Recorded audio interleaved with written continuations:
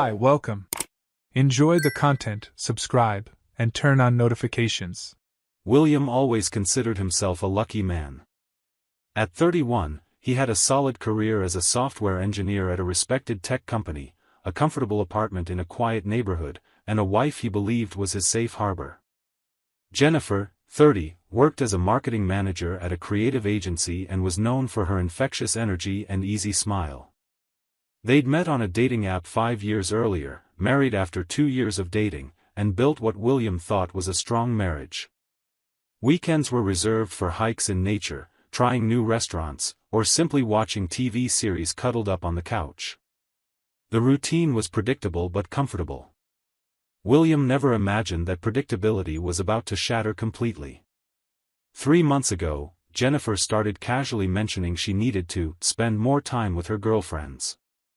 Nothing alarming, William thought. She'd always had an active social circle, and he encouraged her to maintain her friendships. Friday nights became sacred for Jennifer. She'd say she was meeting Emma, her best friend since college, and other colleagues for dinner, movies, or drinks. William saw no issue with that.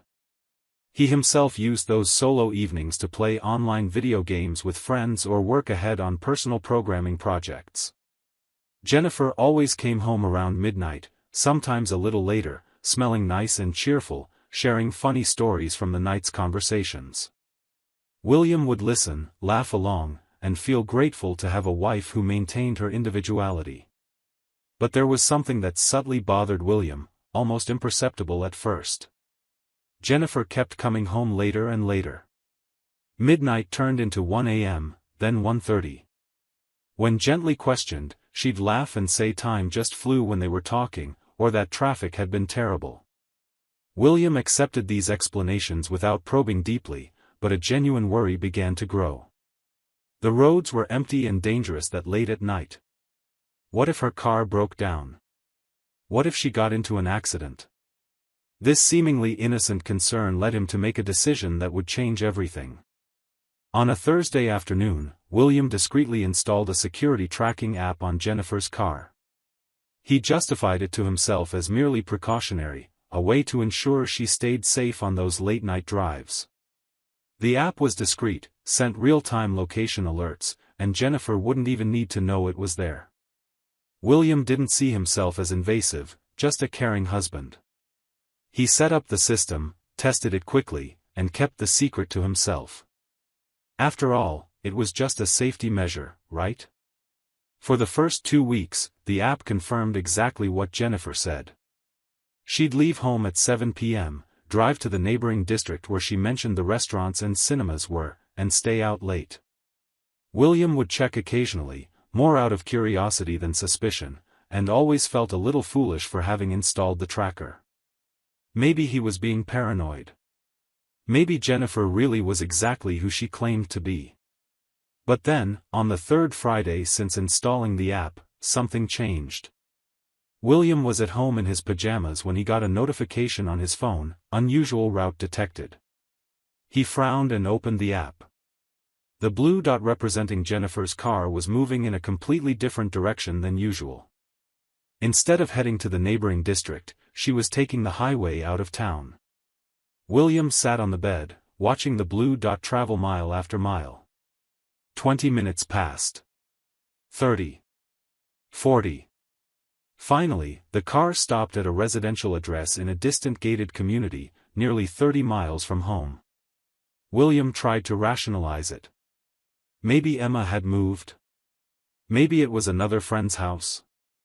He sent Jennifer a casual text, "Everything okay over there?" Her reply came quickly, "Yep, love. We're at the movies. Just started. Kiss." William looked at the app screen. The car was still parked at that residential address. There was no movie theater in that area. His stomach tightened. He didn't sleep well that night. When Jennifer got home at 1:15 a.m., William was awake in bed, pretending to read. She entered the room with her usual smile, smelling faintly of an expensive perfume he didn't recognize. "How was the movie?" he asked, keeping his voice neutral. "Great. It was a silly romantic comedy, but we laughed a lot, she replied, taking off her earrings and flopping onto the bed. William forced a smile and turned off the bedside lamp. The app was still open on his phone, hidden under his pillow, showing that night's history, 45 minutes parked at that unknown address.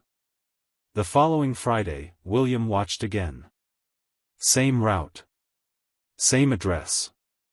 Jennifer left home saying she was going out to dinner with the girls at an Italian restaurant she loved.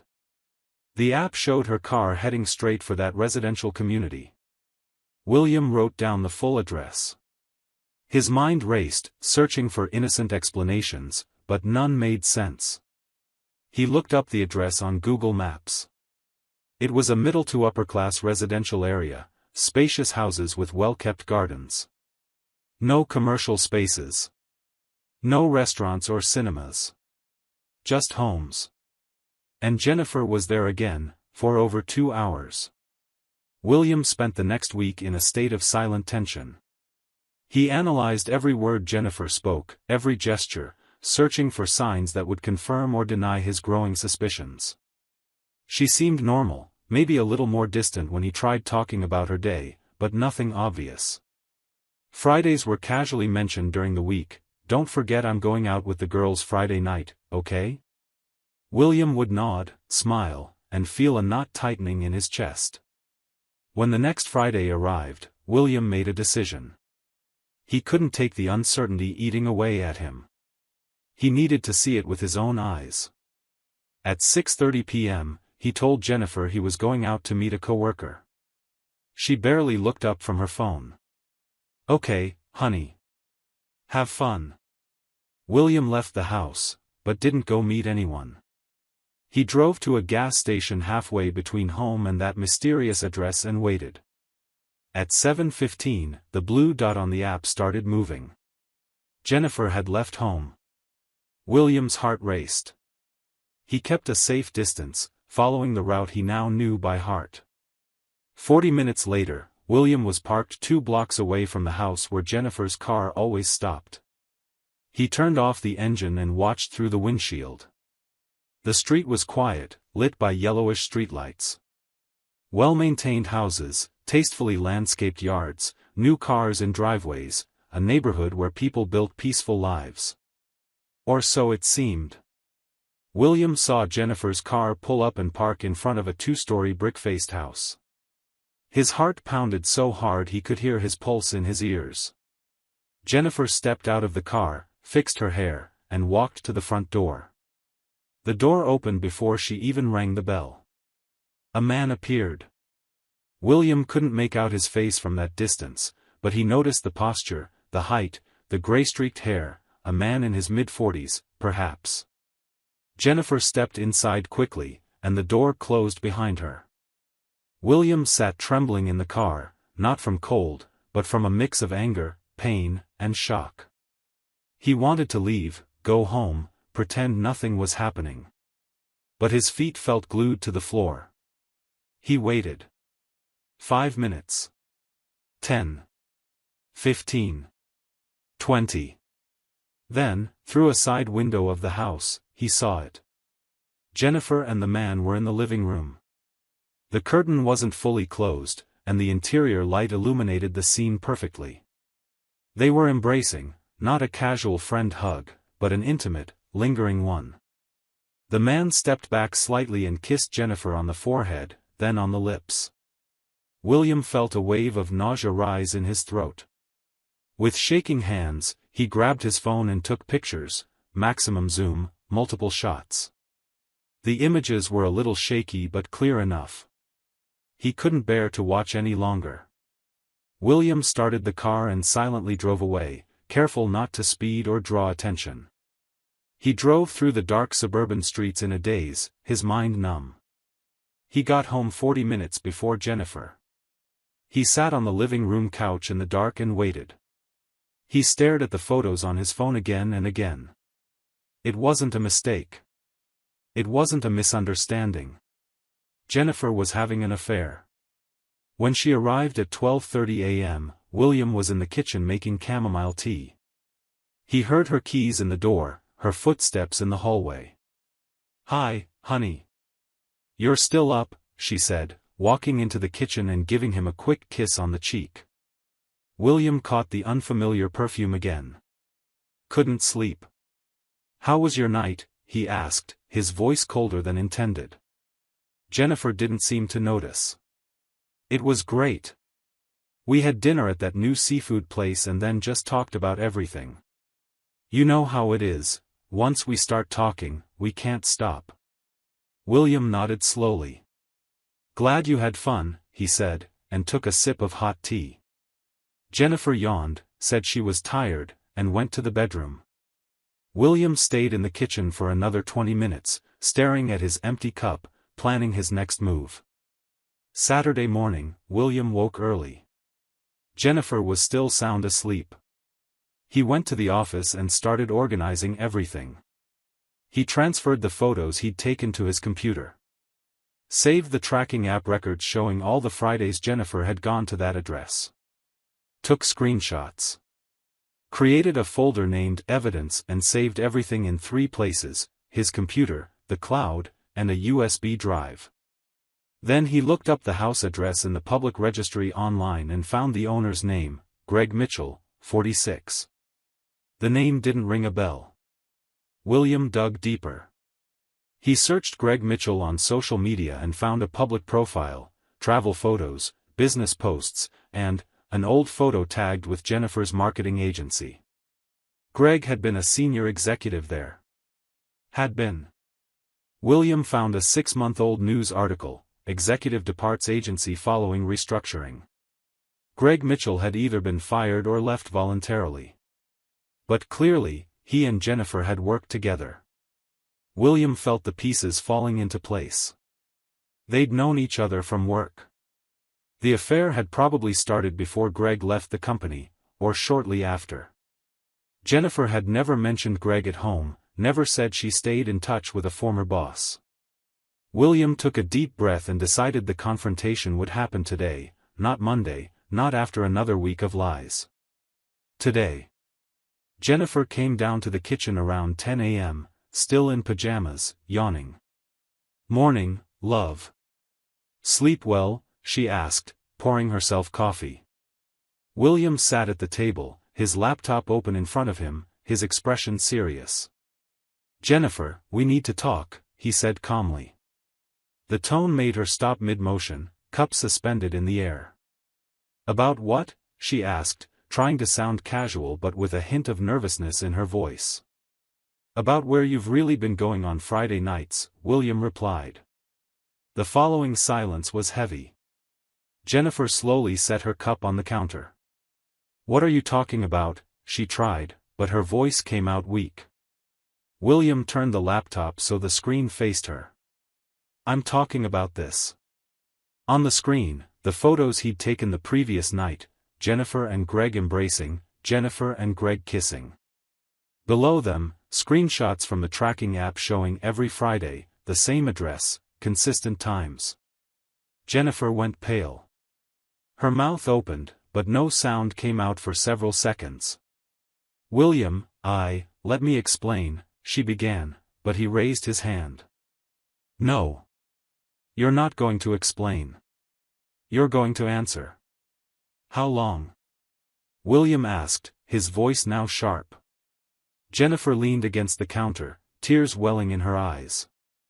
"William, please, how long, Jennifer?" he repeated, louder. She shrank back. 3 months, she whispered. William let out a bitter, humorless laugh. 3 months. 3 months of Friday nights. 3 months of lies about movies, dinners, girlfriends. 3 months you looked me in the eye and lied outright. Jennifer started crying. "I'm so sorry. I didn't want this to happen. It just happened.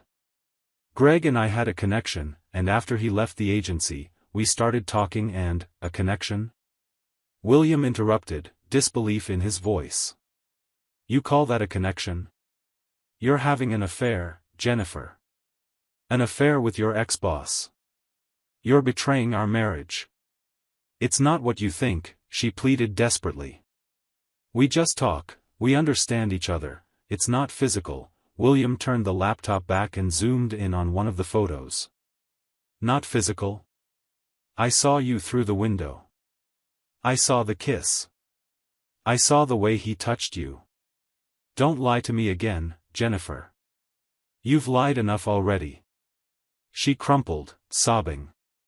We've kissed a few times, yes, but it never went further, I swear. William stood up from his chair, his body shaking with contained rage. Do you think that makes a difference? Do you think I care whether it was just kissing or more? You betrayed me, Jennifer. You broke our trust. You destroyed what we had. Jennifer reached out to him, pleading. William, please, I'll end things with him. I promise. It was a mistake. I was confused, I didn't know what I was doing. Please, we can get past this. William stepped back, out of her reach. Get past it? You want me to get past 3 months of betrayal?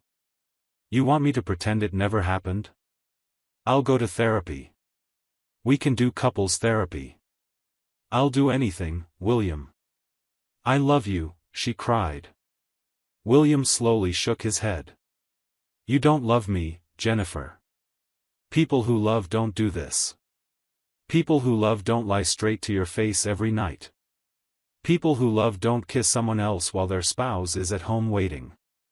He walked down the hall and picked up a folder from the console table. He returned and placed it on the table in front of Jennifer. I called a lawyer this morning as soon as I woke up. He sent me some preliminary info about divorce. I'm giving you 48 hours to leave this house. You can take your personal belongings. Everything else will be handled through our lawyers. Jennifer stared at the folder like it was a venomous snake. You can't be serious. William, please, let's talk calmly. I am completely calm, William said, and his voice was indeed eerily composed. Calm enough for you to deserve. I could have made a scene last night at his house. Could have pounded on the door and humiliated you both. But I'm not that kind of person. I came home, gathered the evidence, and now I'm giving you the chance to leave with dignity. 48 hours, Jennifer. She kept crying, trying to argue, but William simply left the kitchen and went to the office, locking the door behind him. He heard her sobs through the wall for nearly an hour. Then he heard movement, hurried footsteps, cabinet doors opening and closing. Jennifer was packing. By late Saturday afternoon, she left the house with 2 large suitcases, her face swollen from crying, heading to her parents' place. William didn't help her carry the bags. He just watched from the office window. In the days that followed, William moved with calculated efficiency. He officially hired a divorce attorney, handed over all the evidence, and started the legal process. But there was one more piece of justice he wanted to carry out. Greg Mitchell was married. William had discovered that in his research, a wife named Linda, 2 teenage kids. Greg wasn't just having an affair with Jennifer, he was betraying his own family too. William created an anonymous email account and sent Linda Mitchell a curated set of photos and information, without identifying himself. Thought you should know where your husband's been on Friday nights, read the message. The bomb exploded quickly. Linda confronted Greg, who apparently tried to deny it but was caught by the evidence. The Mitchells' marriage imploded. William learned about it through an unexpected source, Emma, Jennifer's friend who was supposedly out with her on those Fridays. Emma called William a few weeks later to apologize. She hadn't known about the affair, Jennifer had never invited her out those nights, she just used Emma's name as an alibi. Emma was mortified and wanted William to know she had no involvement. William thanked her and hung up. Another layer of lies peeled away. The divorce proceeded without major obstacles. Jennifer tried to contest some asset division points, but the evidence of adultery worked in William's favor on several issues. Since they had no children, the process was relatively fast by legal standards. Jennifer asked to talk several times, sent long messages begging forgiveness and suggesting fresh starts. William never replied. He blocked her number and communicated only through lawyers. Greg Mitchell, meanwhile, didn't walk away unscathed either. In addition to his messy divorce, William later heard that Greg lost a major consulting client when the scandal became gossip in professional circles. Jennifer, for her part, quit her marketing agency job. Through professional networking channels, William heard she couldn't handle the gossip and judgmental stares from colleagues. She temporarily moved to her parents' house in another state, trying to rebuild her life far from the wreckage she'd created. William, on the other hand, focused on himself. He returned to the gym regularly, something he'd neglected in recent years. He dove into challenging work projects and earned a promotion 4 months after the divorce was finalized. He reconnected with old friends, traveled alone to places he'd always wanted to see, and slowly began rediscovering who he was outside that marriage. There were bad nights, moments of doubt and loneliness, but he refused to let the betrayal define the rest of his life. He'd been betrayed, but he wouldn't be destroyed by it. 6 months after the divorce was officially finalized, William was at a cafe near his office on a Saturday afternoon, quietly reading a science fiction novel he'd bought the week before. He heard the door chime and, out of reflex, looked up. And there she was. Jennifer walked in, hair shorter than before, wearing simple clothes, lacking the vibrant energy she used to have. She looked tired, faded. Their eyes met for a split second. William saw recognition, surprise, maybe even a flicker of shame. Jennifer seemed frozen, unsure whether to approach or run. William made the decision for both of them.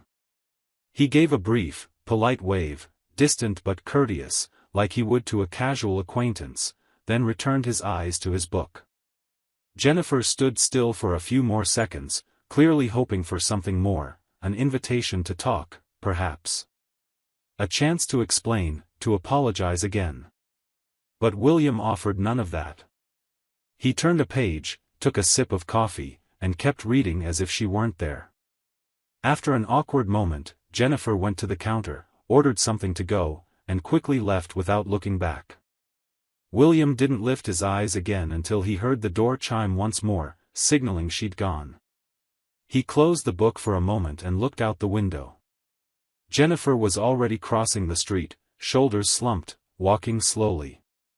Part of him felt a twinge, not for her, but for the lost time, for the illusion he'd believed in for so long. But it was just that, a twinge. There was no more anger. No more pain. Only indifference and the certainty that he'd made the right choice. William reopened the book and kept reading. Life went on, and he was finally living his own. In the months that followed, William started dating again. Nothing serious at first, just casual dinners, light conversations, rediscovering human company. He met Sarah, a data analyst from another company, through a mutual friend. They talked for hours the first night, laughed at the same jokes, shared travel dreams. There was no rush, no pressure, just two people genuinely getting to know each other. William didn't immediately tell her about Jennifer and the affair. When he finally did, weeks later, Sarah listened quietly and then said something that stayed with him: "That doesn't define you. What defines you is how you dealt with it."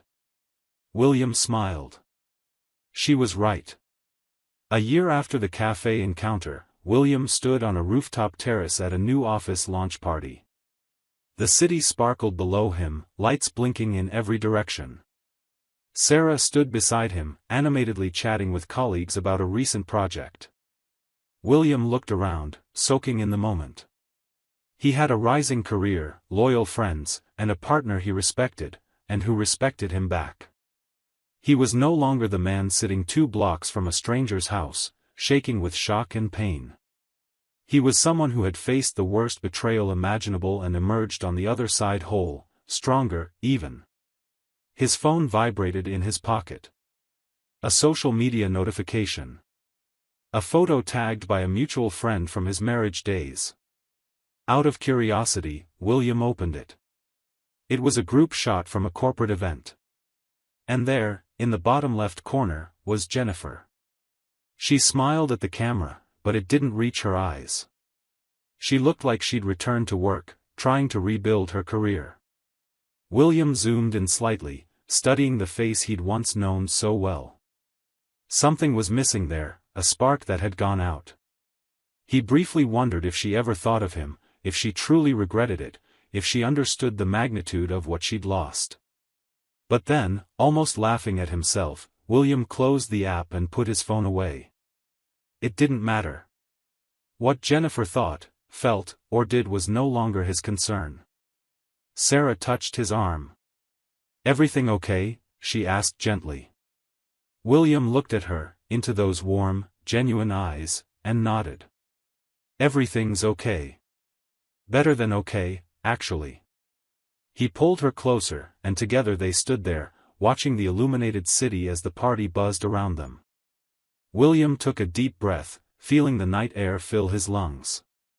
It felt good. It felt like freedom. He'd turned the worst chapter of his life into the catalyst for something better. And in doing so, he hadn't just survived betrayal, he'd thrived beyond it. Down there, somewhere in that vast city, Jennifer was living with the consequences of her choices. Greg Mitchell was too. But up here on this rooftop, under faint stars competing with city lights, William no longer thought about them. He was present, alive, and truly free. And that safety app he'd installed months ago, the one that had revealed the devastating truth, remained deleted from his phone. He no longer needed to track anyone. He no longer needed to live in suspicion or surveillance. He trusted again, but this time with wisdom, with healthy boundaries, with eyes wide open. The betrayal had been brutal, but the lesson, however painful, had been valuable. William had learned you can't control others' choices, but you can always control your own response. And he'd chosen to respond with dignity, justice, and self-preservation. That choice had made all the difference. Thank you for watching the video. If you enjoyed it, don't forget to subscribe to the channel and turn on notifications so you won't miss any updates. See you next time.